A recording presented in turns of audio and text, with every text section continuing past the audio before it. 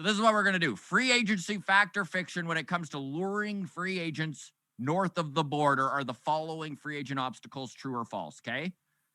Taxes. Honestly, does it hinder free agents being lured north of the border? Fact or Yes. fiction?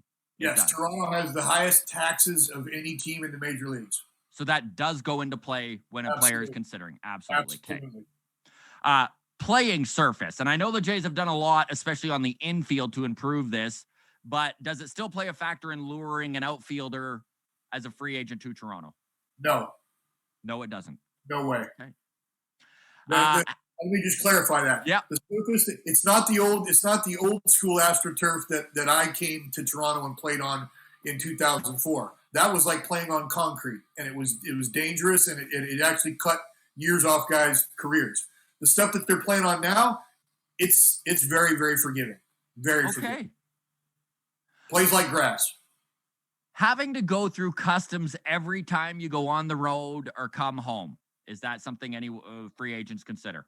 It's a joke. It's literally this: you get off the plane, your private plane, you walk down the back of the plane, you walk into a private jet terminal, you flip open your passport, I don't have anything to declare, and you walk by. It's literally like wave you through. Half the time, the wands that they have when they get them on, they're not even on. Okay. And the last one here, Greg, and I know you haven't dealt with this, but I can imagine you can give a little insight here. For this year in particular, the uncertainty of where the Jays were playing. I mean, they just found out that it's most likely Dunedin. They're definitely not going to be in Toronto until at least August or September. Would that make a difference?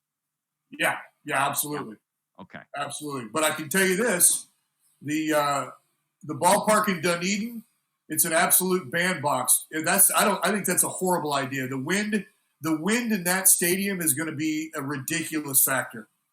There's going to be days when pop-ups to shortstop are going to fly out of the ballpark. So if you were the Jays management, would you be trying really hard to be back in Buffalo?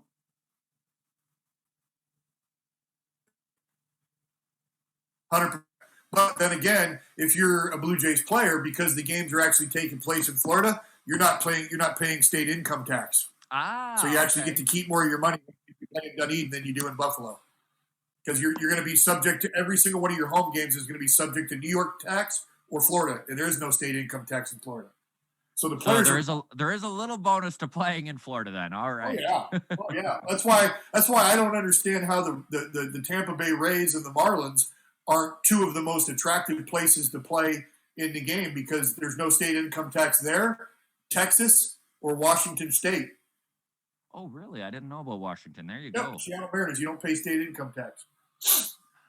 Honestly, Mr. Zaun, thank you so much, my man. Really appreciate you taking the time here. Again, I know how last minute this was, and it means the world that you came on and did the show. Thank you. My pleasure, my friend. All right. We'll talk later. Cheers.